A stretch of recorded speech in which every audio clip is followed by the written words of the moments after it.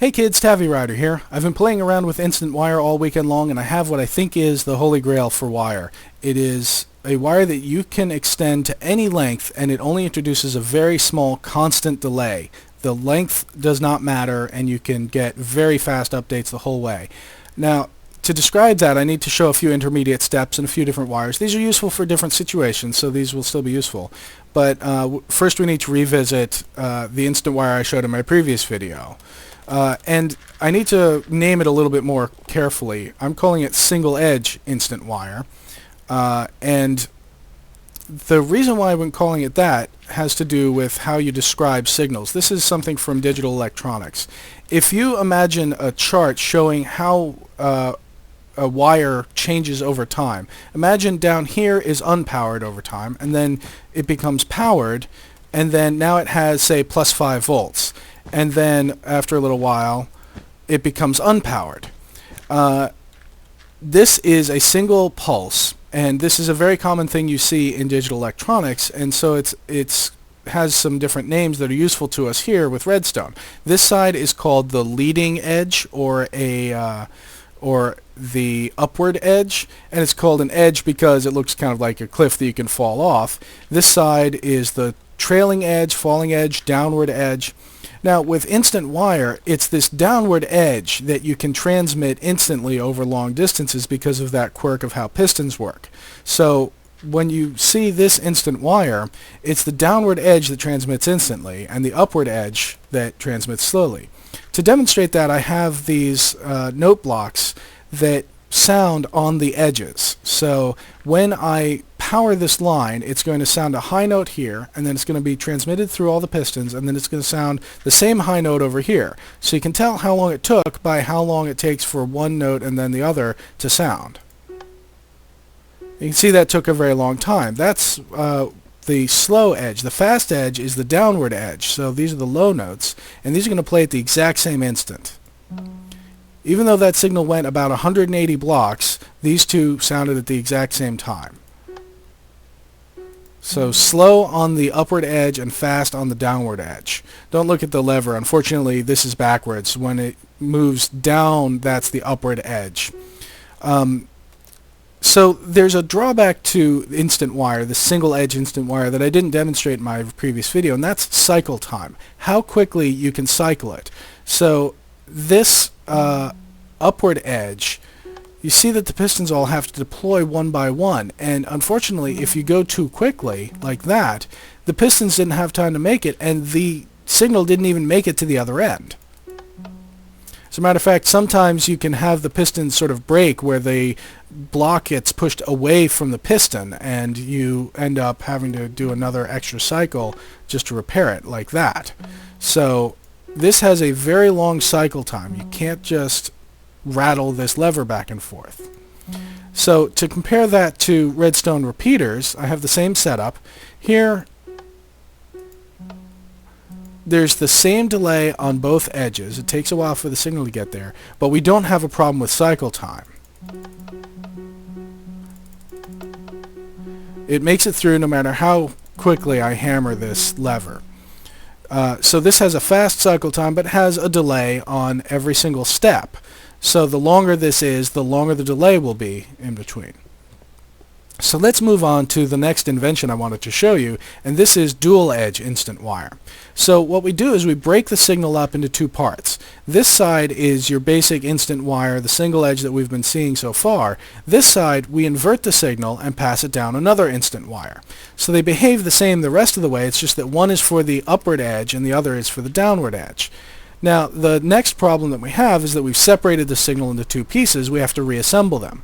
To do that, we need to pass it through a monostable circuit.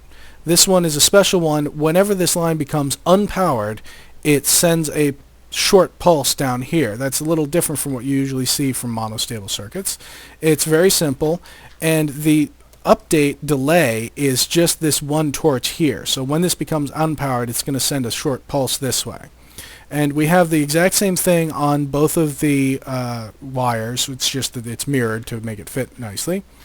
And then you have to combine those two short pulses, and I use this piston latch. thanks to a guy named The Idiomatic on YouTube for this design between the monostables and the pistons. This updates also very quickly and combines the signal into this final result, and then we have our note blocks. So showing off what we get, very short on the upward edge and very short on the downward edge.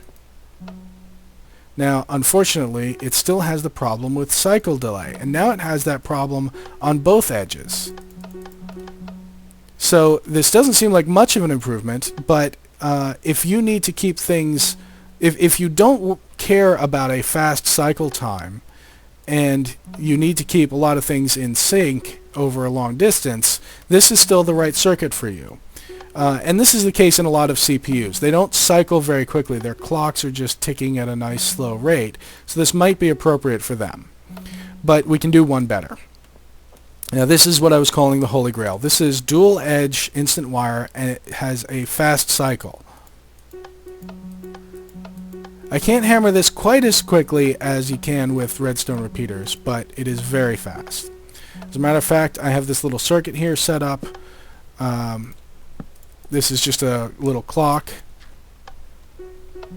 and this is as fast as it can go.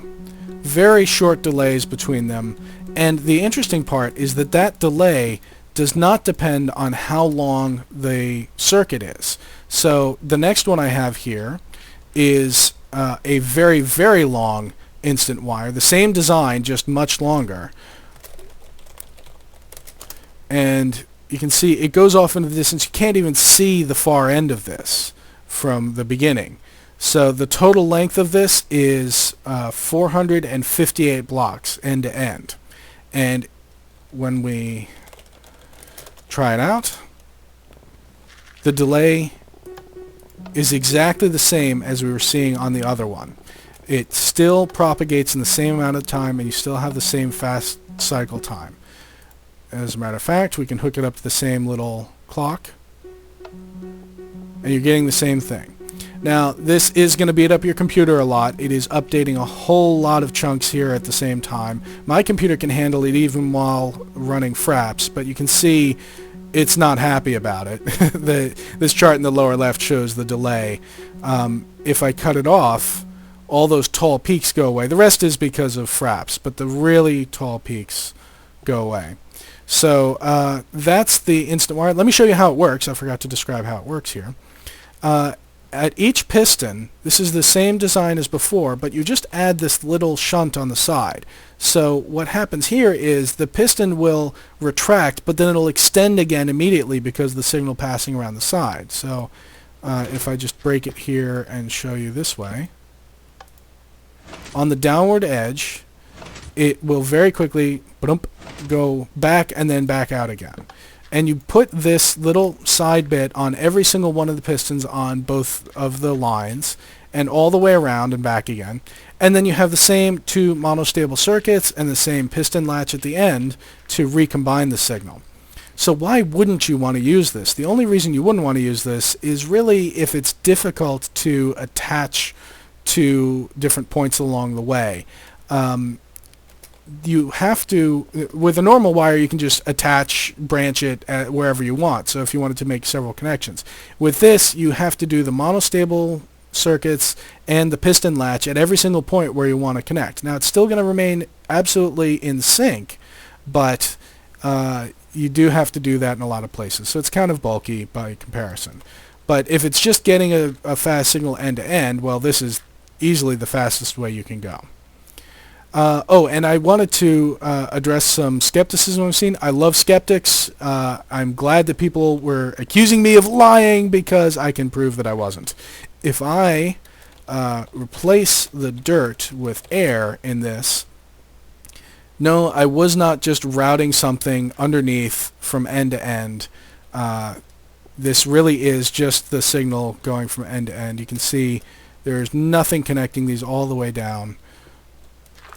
And I can still, even without any dirt on it, update it just as quickly as before. So that's it. that's what I wanted to show you. If you have any questions, post them. Please follow me on Twitter. I'm at TaviRider. You can also follow me on Google+. Just search for TaviRider. And if you are a Google+ user, I would love it if you would reshare the things that I post there. That's the best way that you can help me out. All right. Thanks for watching.